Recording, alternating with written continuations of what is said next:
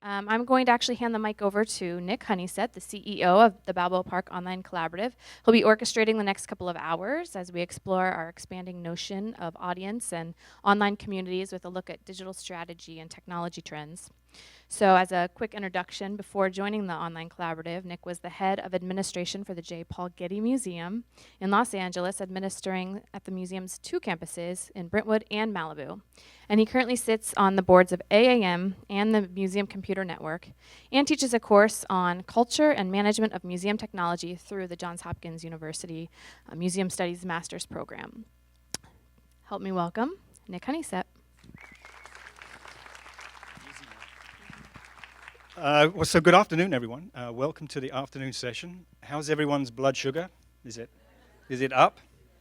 Anybody kind of on the down swing? Okay, good. Hello to Internet land.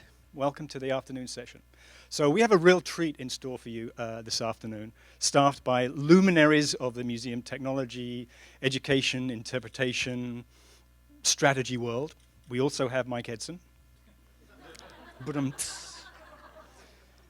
Come on, okay. So it's in 2 parts this afternoon. We're going to talk about the Horizon Report. Does anybody not know what the Horizon Report is?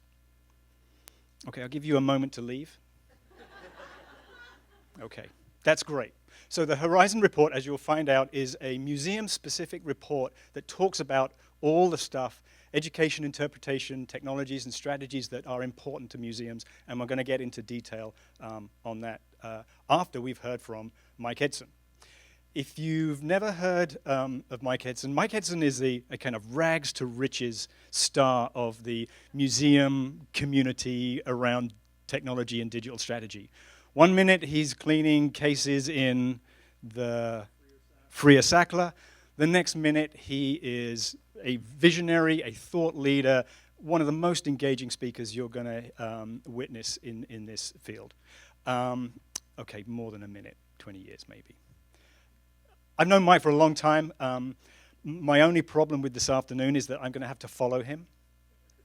And as you'll see, you'll understand why that's true after you've heard him speak. So, a man who needs no introduction, Mike Edson, strategist at the Smithsonian Institution. Please come up and take us through dark matter. We're good. Okay, and note that I'm here as a private citizen, not as a representative of the Smithsonian in any way, shape, or form. I'm here because this is a body of ideas that I feel very passionately about. First things first, though, I hate it when people do this. I'm shy. I don't like talking to people. Everybody stand up. We're going to have a rock, paper, scissors championship tournament. Does everyone know how to play rock, paper, scissors? So you go 1, 2, 3, shoot, and you either do scissors, rock, or paper. If you don't know, find someone who does. Find a partner and do rock, paper, scissors. If you lose, sit down. We're going to have a winner.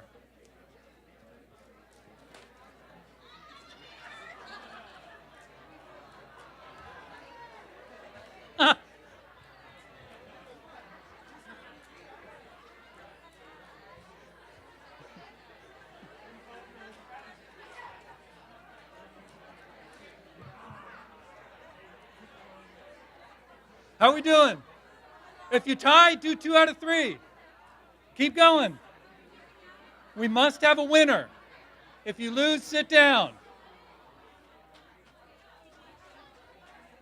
It's good.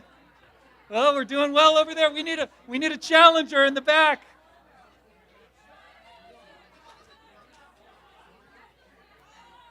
Outstanding. Oh, scissors, scissors. Oh, I can't stand the tension. I can't stand it. Alex from the New Media Consortium needs a challenger.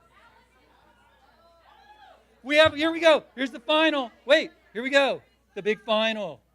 All right, here we go. They're facing off. Your call. Do we have a winner? Hey! That was outstanding work, everyone. Oh, man. So, I think it may have been rigged. So that was cool. We're pretty good game players as a species. We've been playing games for it's millennia, millions, eons. But meet your new robot overlord.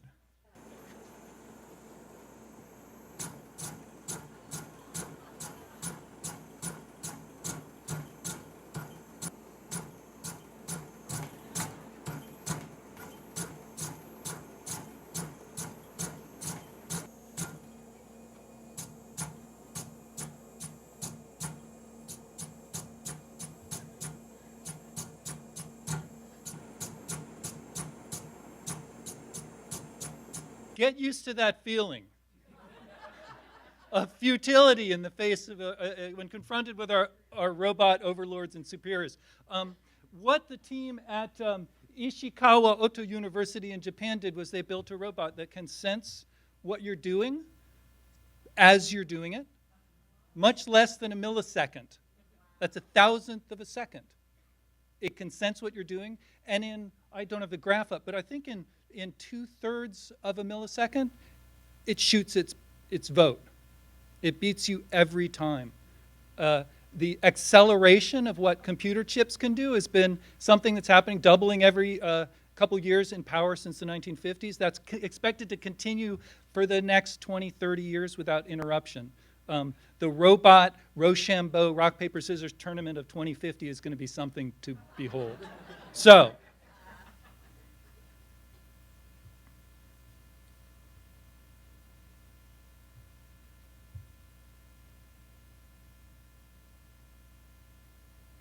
Have a bit more on this side. Go on, Michael. So that was not part of the show actually, that was just a little bit made up. And this is the show now.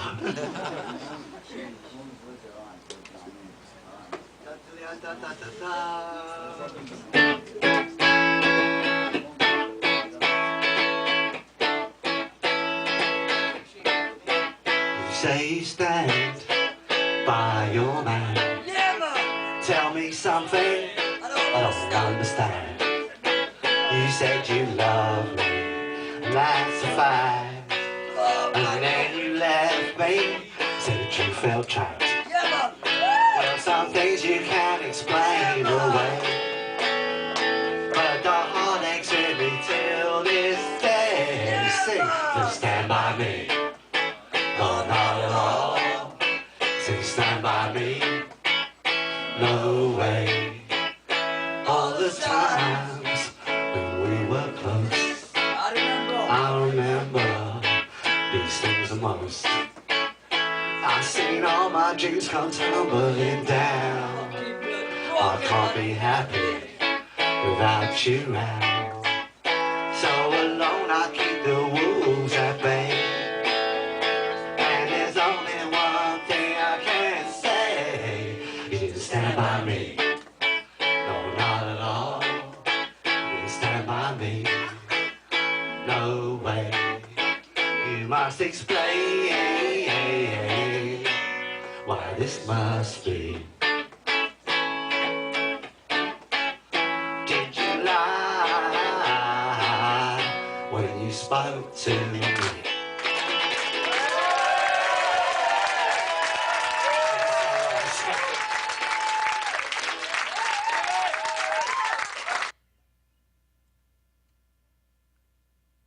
Until the 1960s, we thought we had a pretty good idea of what the universe was made of. You, me, the Earth, the planets, the Milky Way, Renoir's The Boating Party, the pearly plastic of Elvis's guitar pick, the Great Pyramid of Giza, a finch's beak, Maria Calais' voice, and everything else in the cosmos was believed to be made up of particles and energy that we could see, touch, feel, smell, hear, or directly measure with the instruments of science. But we were wrong. Not just a little wrong. We were wrong at a stupendous, almost unimaginable scale. And the way in which we were wrong tells us a lot about how we're using technology to accomplish our missions and the power and beauty that exists now just beyond our reach. In 1967, American astronomer Vera Rubin, fresh out of graduate school and eager to begin her new career, started working on a comprehensive survey of the rotational characteristics of spiral galaxies. It was to be a particularly long, boring, grueling project, a program no one would care about, as she herself described it. Thousands of days and nights working in anonymity, gathering data to calculate the speed at which spiral galaxies spin around their central cores. But on Vera Rubin's first night of observations, she noticed something startling. Spiral galaxies are beautiful, enormous structures with flat disk-like bodies that span millions of billions of kilometers of space and contain hundreds of billions or trillions of stars. But as marvelous as they are, they're supposed to obey the laws of gravity like everything else in the cosmos. It was an article of faith that spiral galaxies would revolve around their axes the way our planets revolve around our sun, with objects or stars closer to the axis spinning faster than those that are far away. But that's not what Vera Rubin found. She discovered on that night, and in every measurement that she or any other astronomer has taken since, that the outer regions of every spiral galaxy in the universe spun just as fast as the inner regions, regardless of whether the area being measured was near the galactic axis or 100 million billion kilometers away. In another galaxy, Triangulum, the outermost stars were moving so quickly that there seemed to be an invisible mass of 39 billion missing suns. Almost 90% of the observable mass of the universe was there somewhere, pulling the distant arms of the galaxy forward. Where was the missing mass? How do you explain 39 billion missing suns? The universe doesn't show its cards very often. It doesn't flaunt a physical reality that so clearly contradicts the established laws of nature. But here was the evidence in the hands of a junior astronomer on her first night of her first job. And there were only two explanations for what she saw. Either there was something wrong with the laws of gravity, and I love thinking about that conversation. She comes into the office the next morning and her boss says, "How'd it go last night?" She said, "Yeah, I think something's wrong with Newton's law." Or there was an enormous quantity of invisible matter in the universe. And of course, Vera Rubin had discovered, validated the existence of dark matter. 90% of the universe is believed to be made up of dark matter. Hard to see, but so forceful that it seems to move every star, galaxy, planet in the cosmos. And I think 90% of the internet is made up of dark matter too.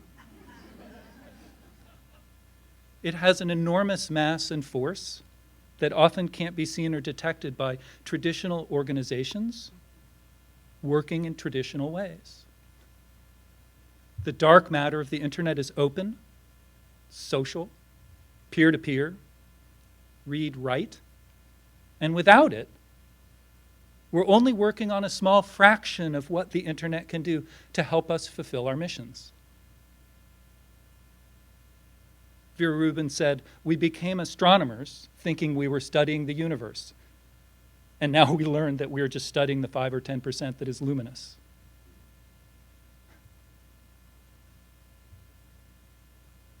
So fast forward 40 years from Vera Rubin's first experiments in 1947 to January 1st, 2007. On that day, Hank Green, an environmental writer and web consultant living in Missoula, Montana, uploaded a YouTube video in which he bet his brother, writer John Green, living in New York City, that they could go an entire year without texting, sending email, or exchanging written words with each other in any form. Instead, Hank proposes in this video, they will communicate only through YouTube. They call the experiment Brotherhood 2.0. These are not high-tech productions, and Hank and John are not movie stars by any stretch of the imagination. It's evident from watching 30 seconds of any of their videos that they are nerds. And they proudly describe themselves as such. If you announced to your museum director or boss that you intended to hire Hank and John Green to come to your organization and make a series of charming and nerdy videos about literature, art, global warming, politics, travel, music, or any of the other things that your organizations talk about and Hank and John Green make videos about, you probably would have been thrown out of whatever office you worked in and asked to find another job. But over the course of the 1,000+ videos that the Vlog Brothers, as they call themselves, have produced to date, they demonstrate a mastery of the dark matter of the internet. They didn't start by making a website. They didn't do a mobile app. They didn't have a marketing budget, a content review committee, a brand strategy. They sat down in front of their cameras and started talking about the things that interested them. And in the process, they got to know their audience. Their work is social, it's graceful, it's funny, humble, spontaneous, creative, and very generous. And to formal institutions used to working with professional content developers, actors, videographers, web developers, it all looks like a great big joke. But look at what happens as Hank and John Green move their experiment forward. They create the Vlog Brothers YouTube channel in January 1st, 2007. Not many people watched online video in 2007. It was a very niche and weird thing to do. People were interested. They start to interact with their followers. I love this quote at the moment. Wow, we just put up our MySpace page and I have 69 followers. That's amazing. This is what the web was like in 2007. They start referring to their followers as nerd fighters who fight to reduce world suck. So they're nerds who fight to reduce world suck, i.e. bad things in the world, which is kind of our job too, isn't it? They begin to notice that the nerd fighters are interested in social causes. They encourage the nerd fighters to donate money to charities, and the nerd fighters respond with great enthusiasm. So great that Hank and John Green create the Foundation to Decrease World Suck, a Montana-based 501c3 designed to channel the contributions of the nerd fighters into charities that they themselves, the nerd fighter community, selects. In 2010, Hank and John Green started the Project for Awesome, which is a YouTube film festival in which individuals like you create short videos advertising the charities that you feel strongly about. The videos are curated. There's a big telethon in the end. Last year, in 2014, the Project for Awesome raised $1.2 million for charity. They began talking about Kiva after a family visit to the Dominican Republic. Kiva is a nonprofit microfinance organization that lets individuals make small short-term loans to low-income entrepreneurs around the world. To date, the Nerd Fighters Kiva group has 48,000 members, has made 183,000 loans, totaling over $5.4 million. No central coordination or control here, no marketing budget. This just happens. In 2010, Hank Green noticed there was no conference for lovers of online video. So what do? You create your own conference called VidCon. Its first year, VidCon sold out 1,400-seat auditorium in advance. Last year, they sold out the 18,000-seat Anaheim Convention Center in advance. In 2013, John Green and his publisher rented a little building you may have heard of called Carnegie Hall. They sold that out in advance for an evening of awesome. They received a Google grant to create Crash Course, a YouTube channel of short educational science and humanities videos targeted at smart high school kids, but consumable by everyone. Last time I checked, they had 2.9 million subscribers and 214 million views. They're witty and irreverent videos about any scholarly topic. John Green hired his high school history teacher to be the history content developer for the site. What do you do when your grant money runs out? They created their own crowdfunding platform called Subbable. Subbable makes it possible for individuals to support ongoing creative work through small donations, including donations of $0. What? John Green says, because people who are struggling financially have enough trouble in their lives without feeling they can't fully be part of something that matters to them simply because they don't have any money. Hank Green creates DFTBA Records, Do Not Forget to Be Awesome Records, primarily to sell his own music, but also they recognized that their fans were creating fan merchandise. T-shirt designs, posters, quotes from John's book. They thought they could bring that merchandise together, sell it for the benefit of their community. One user, Valerie2776, designed this Pizza John image. Valerie graduated from college debt-free because of the royalties from this product sold on DFTBA Records. Sarah Urist Green, an art historian who happens to be John Green's wife, worked with PBS Digital Studios to create The Art Assignment, a YouTube channel that challenges viewers to create and share their own projects based on the concepts of contemporary art. One of my favorite projects, an artist asserted that in the modern age, a static image is insufficient to describe the multiple dimensions of a person. So the art assignment to you, the viewers, was to make an animated GIF portrait and upload it to the internet. Today, the Vlogbrothers YouTube channel has 2.3 million subscribers, 485 million views. The Vlogbrothers network, now think for a minute, who gets to have a network? Rich people in big cities with lots of capital investors who drive around in limousines and hire and fire and have expensive lunches get to have networks. No, these two guys get to have a network too. Their network has 31 channels, over 6,000 videos, 6.8 million subscribers, and it has almost 1 billion views.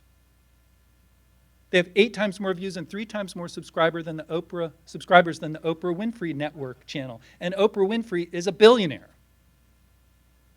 They have 106 times more views and 759 times more subscribers than the Louvre's YouTube channel. And the Louvre is the most visited museum on Earth. In 7 years, 2 lovable nerds used YouTube and their own creativity to build what amounts to a vast educational content community that any museum or cultural institution on the planet would be proud to have their own. They've got millions of avid followers. They've helped give millions of dollars to charity. They've elevated and sustained a discourse about culture, science, thought, suffering, and they're having a blast and making people happy. They did this in 7 years. I've been on website redesign projects that lasted 7 years. I've been on committees that took 7 years to write a report. But you've probably never heard of Hank and John Green, the Vlogbrothers or Brotherhood 2.0. Hank and John Green are working in, and they're part of a kind of internet production that's difficult for institutions to think of as sufficiently legitimate, respectable, educational, scholarly, erudite. But it seems the public doesn't really care, do they?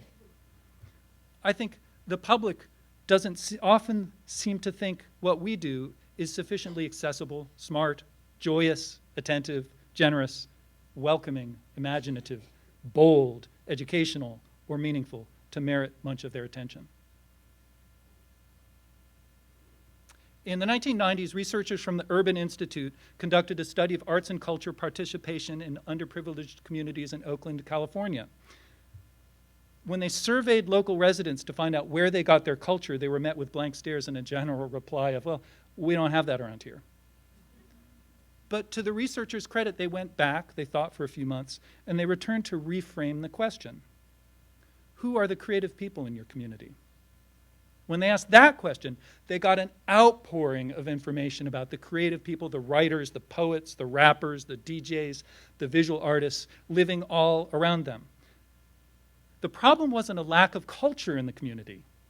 It was that people weren't associating their creative lives with the galleries, museums, concert halls, arts centers, and other formal arts institutions that were created and operated supposedly on their behalf.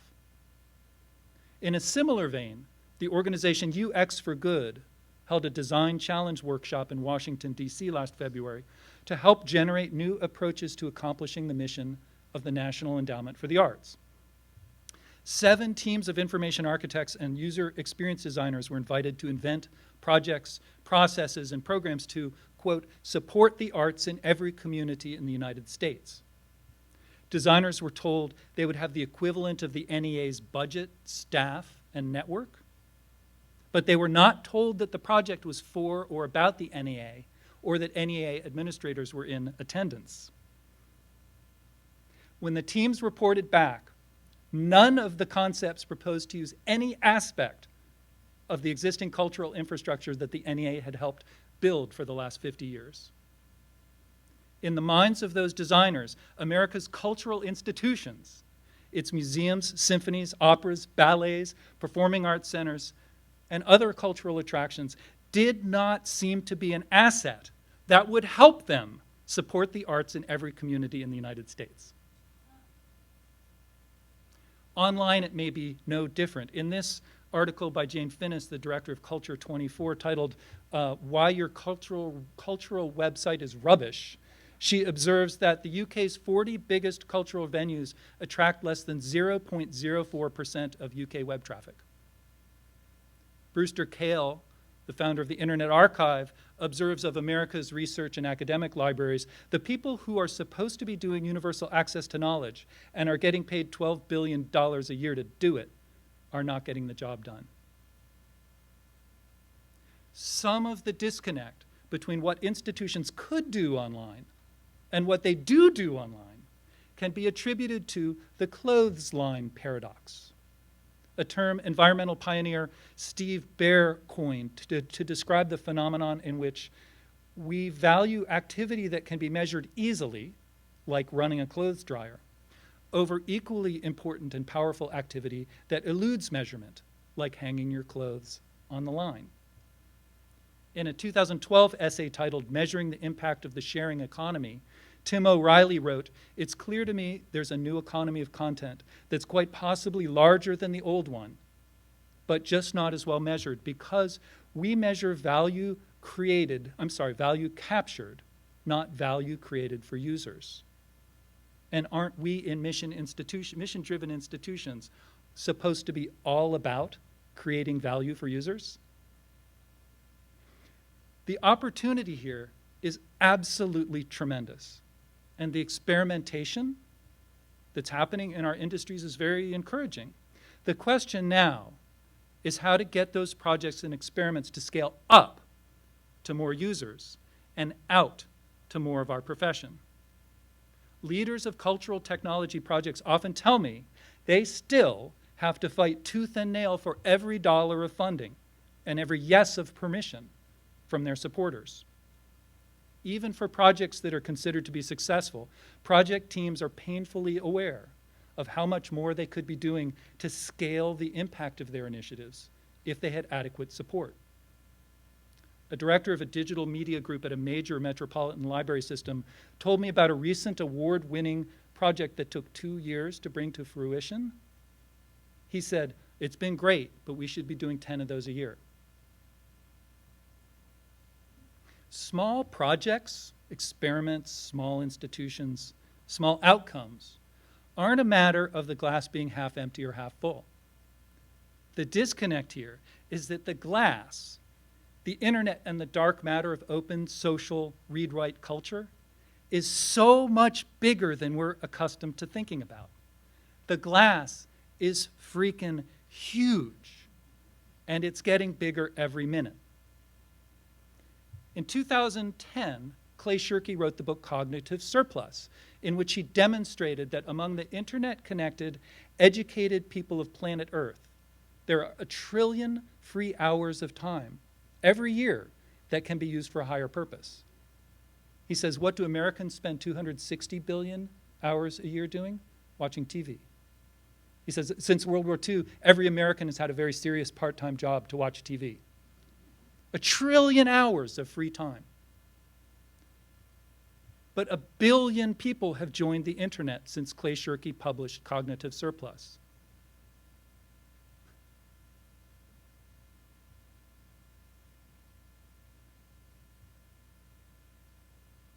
And in the new digital age, Eric Schmidt and Jared Cohen assert very confidently and without much question that another 5 billion people are likely to come online in the next decade. Keith Devlin wrote in This Will Change Everything, Within my lifetime, I fully expect almost every living human adult, and most children in the world to own one. What is he talking about? A mobile phone. That puts global connectivity, immense computational power, and access to all the world's knowledge amassed over many centuries in everyone's hands. The world has never, ever been in that situation before.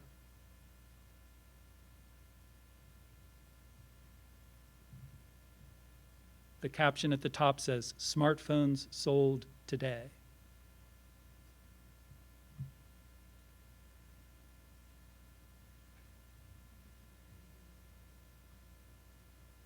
Each one of those numbers incrementing so quickly it blurs before your eyes represents a human being doing something they care about. We're so accustomed to the scale of attention we get in our bricks and mortar institutions that it's difficult to understand how big the internet really is and how much attention, curiosity, and creativity a couple of billion people can have. By 2011, Facebook's collection of photographs had reached 140 billion images, which was reported to be 10,000 times larger than the online image collection of the Library of Congress. 2 years later, Mashable reported that Facebook's image repository had reached 250 billion photos, with 350 million new photos being uploaded every day. The top 4 mobile social websites receive 1.2 billion photo uploads a day. In this spring's Aperture magazine, Lev Manovich wrote, "The photo universe created by hundreds of millions of people might be considered a mega documentary without script or director." Reddit had over 168 million unique visitors last month and an astonishing 7.5 billion page views.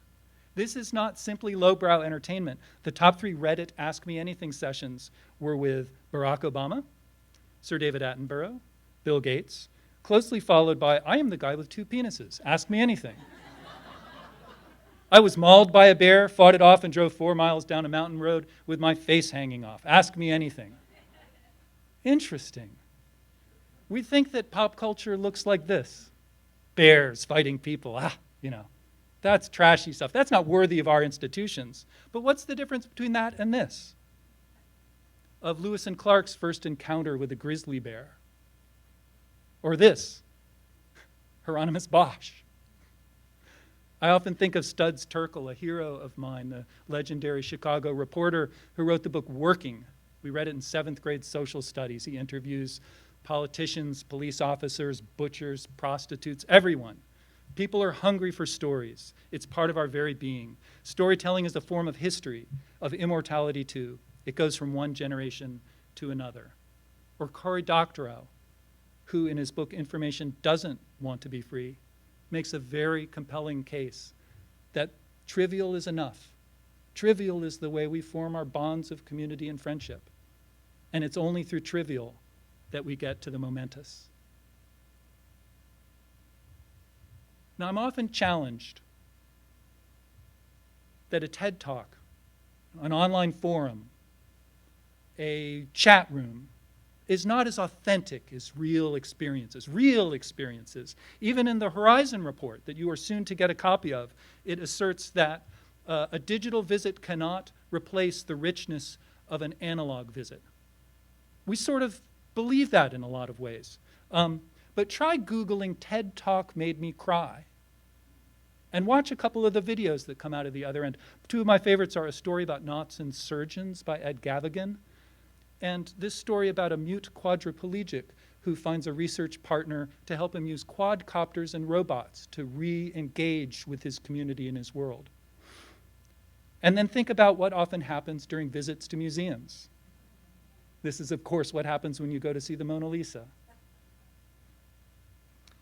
Co-dean of art and history at the Khan Academy, Beth Harris, told me that a museum isn't this amazing contemplative, aesthetic, transcendent experience. It's jostling crowds, it's feeling hungry, it's being annoyed by the people you're with sometimes, it's feeling disappointed that you can't have the reaction that the museum wants you to have.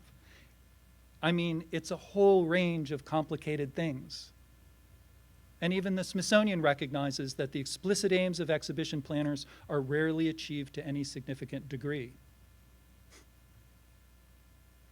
Does the public have to settle for maybe underwhelming visits to physical institutions? No.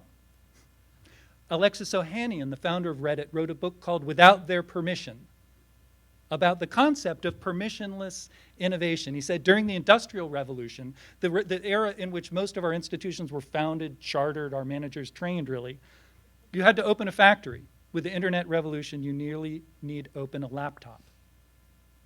One of my favorite examples of permissionless innovation was the Sunlight Foundation in 2010 redesigned the US Supreme Court's website without their permission. They scraped the content off the pages, they organized it like a regular citizen would do, not like a government bureaucrat would do, and offered the results as a critique back to the Supreme Court, which wisely absorbed most of their recommendations. What do you do if you're a young Italian museum lover and you're frustrated that your home country's institutions are barely online? Well, if you're these young people, you create your own social media movement called Sveglia Museo, which literally means wake up museums. You create a blog, Twitter account, you write an ebook. By the time I found out they were writing this ebook, they were already done with it and had moved on to the next project. Art historian Alexandra Corey became so frustrated at the Uffizi's gallery's impotence online that she created her own ebook guide and iPhone app because she was not a software developer. She and her husband one summer, instead of going to the beach, taught themselves how to write an iPhone app. They watched YouTube videos. Nick Gray noticed that the Metropolitan Museum of Art was very impenetrable and difficult for many visitors, so he hacked it. The Metropolitan Museum of Art can be intimidating, so we hacked it. He created Museum Hack, which is an unofficial tour of the Metropolitan Museum of Art. Similar projects can be found in the Digital Invasion project in Italy, and Museo Mix, which stages museum events to create, quote, a networked museum in touch with its communities. The founder of Library Thing, Tim Spalding, observed that library is not an institutional thing. Anyone who has a large collection of books can have a library. And Brewster Kahle observed that without users, our shelves at Open Library are empty. Remember this guy? This video was made at the opening of the Rock and Roll Public Library in Britain, in London. The singer is Mick Jones of The Clash. You probably would recognize him better as an angry, angry young man screaming into a microphone, but now he's sort of a genteel, middle-aged man. The person who made this video was not an official representative of the Rock and Roll Public Library. It was a visitor, someone who talked her way past a security guard into the event. She said, I'm from Brazil, I came all this way. I introduced myself to Isabella Cordaro through email, and she wrote me a lovely letter about her experience on that day. She said, the space was very small, and I think it created an intimate mood. The concert was very emotional. I cried a lot when Mick Jones talked about Joe Strummer, and he cried too, especially when he played Stay Free. I recorded it to remember and to show my friends here in Brazil this special day. I'm very surprised that people around the world are still seeing this video and write thanking me for sharing this moment. This is amazing. It has 290,000 views. Didn't cost the institution anything but opening its doors. Passionate, creative, sharing people like Isabella Cordaro are everywhere. We need only to look for them and meet them at eye level as friends. It's often forgotten that Tim Berners-Lee designed the World Wide Web to have a remarkable central characteristic. Everyone who joined would automatically be granted the right to both consume and produce, to read and write on equal footing with everyone. The idea was that anyone who used the web would have a space where they could write, and so the first browser was an editor. It was a writer as well as a reader. Every person who used the web had the ability to write something, said Sir Tim. The architecture of the World Wide Web is built upon these humanistic ideals, and we can do a lot of good with them if we make wise choices and concentrate our efforts where they'll matter the most. Everyone means everyone.